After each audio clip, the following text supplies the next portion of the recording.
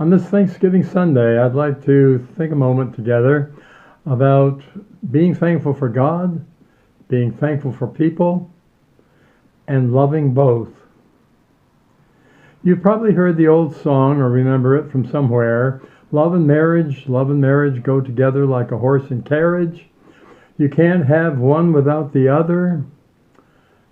There are many things that naturally go together.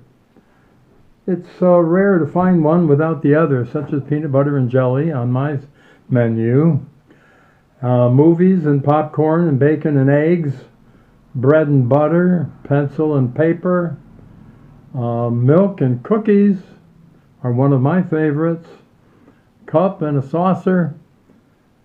The Bible teaches us that love of God and love of people always go together. Never are they possible when they are apart. If you really love God, you really have to love and care for people. Not doing so is not doing the other. Loving, caring for, and serving people around us is part of God's love for us. You can't fully be loving God if you're not serving your neighbor, even the ones that may not be at the top of your list as preferred customers. This is not easy because not everyone likes everyone else. Overcoming your reluctance to relate to certain people is not easy, especially emotionally. However, not to love and care for people is to reject God's will for us and call upon us. This doesn't mean that we always have to agree or condone what everyone else is doing. There's such a thing as right and wrong, moral and immoral, good and evil. But what it does mean is that when we walk in fellowship with God, we also must walk in fellowship with all types of people. Diversity is one of God's blessings if we can only see it. Loving, caring for, and serving their needs, the needs of others. The truth that love of God and love of people go together like a horse and carriage, if you will, is everywhere found in God's own word to us. One teaching of Jesus is this: if you wish to give a gift to God and suddenly remember that someone has something against you or that your relationship with someone is broken, put down your gift and go and reconcile yourself with that someone, and then come and offer your gift to God. You know, in fact, when you heal a broken relationship, you've already gifted God with something that God desires. Love of God and love of people go hand in hand. You really can't do one well if you're not doing the other well. The Bible puts it squarely to us. The commandment we have from God is this: those who love God must love their brothers and their sisters also.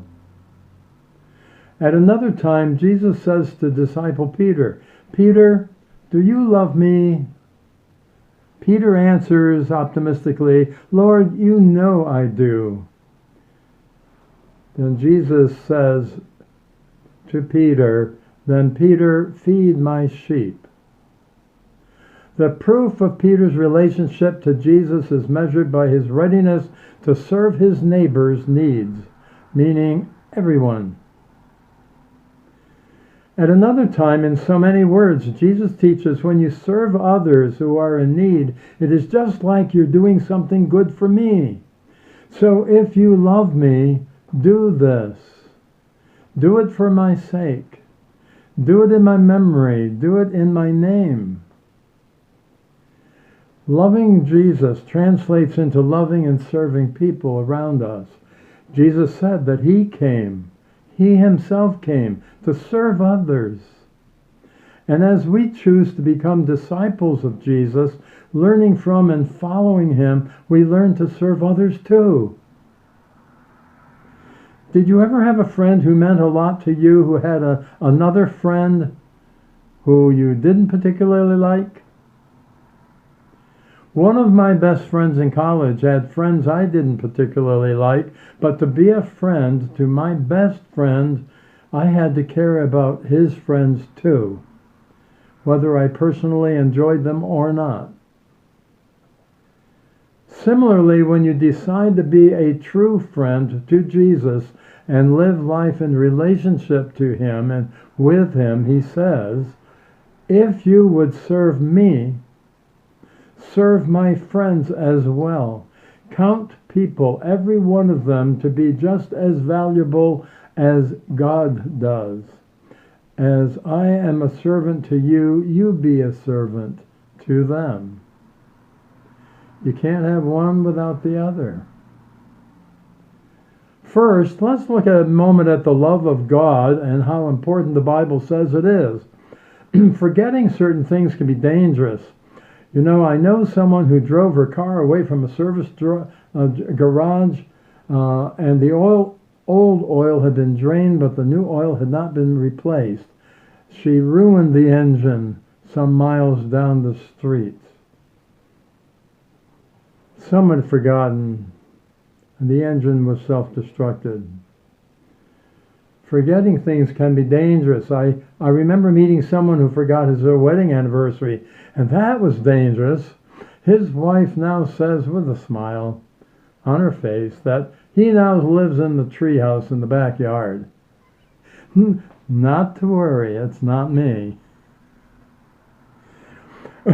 Because forgetting can be dangerous and lead to a disaster, one thing the Bible wisely reminds people of old and us today never to forget is to love God. Make it the number one thing to remember.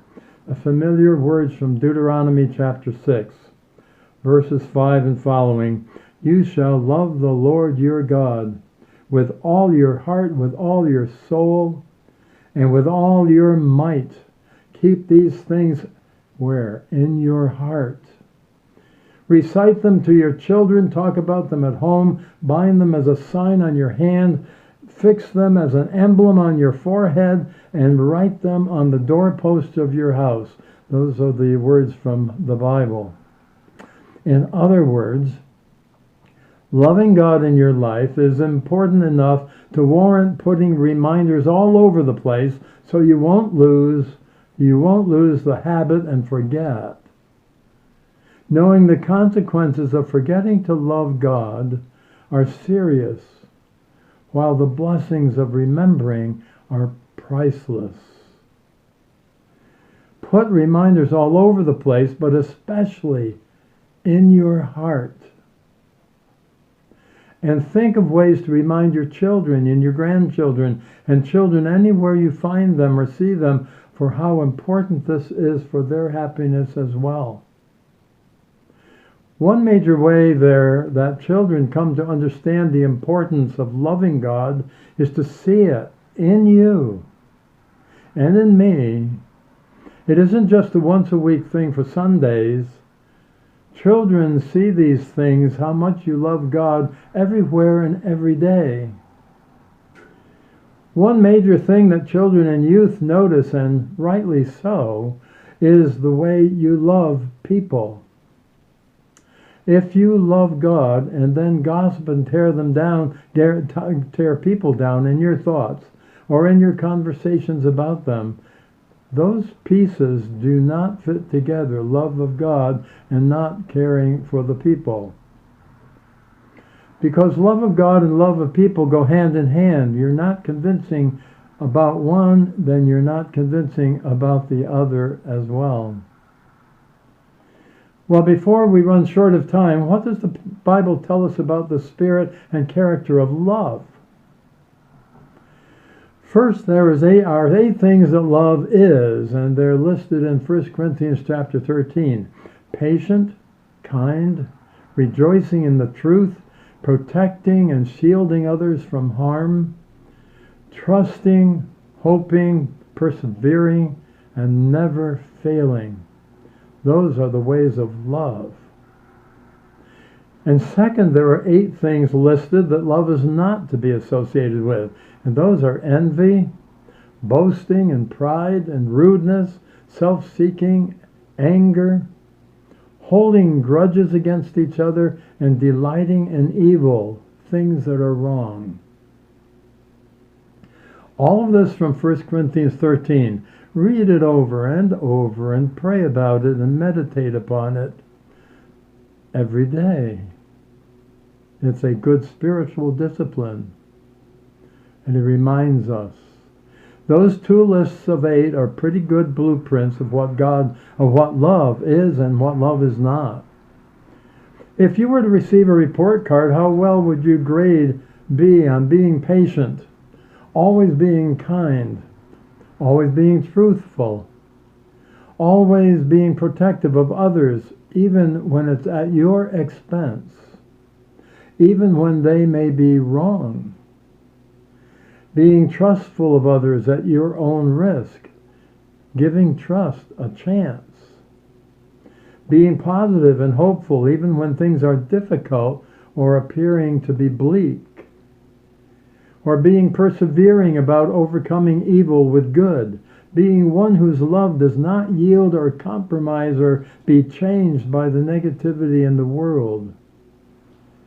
Patient, kind, always truthful, protective, trusting of others, hopeful, persevering, and never failing. How does your report card look? Personally, I can't imagine trying to get a good grade in those categories without a solid relationship with a teacher who can tell me all about them, show me how to keep trying, and never letting me forget them. And I need the inspiration of a teacher whom I can trust and have great love for, if I hope to learn to love others in those very ways. Once more, love of God and love of people go hand in hand. My teacher of choice is Jesus. Who is yours? Do you have one? Who do you turn to and learn all you know about such things as these? The Bible says some interesting things. Well, remember Dale Evans and Roy Rogers? You do? You and I have been around for a while then.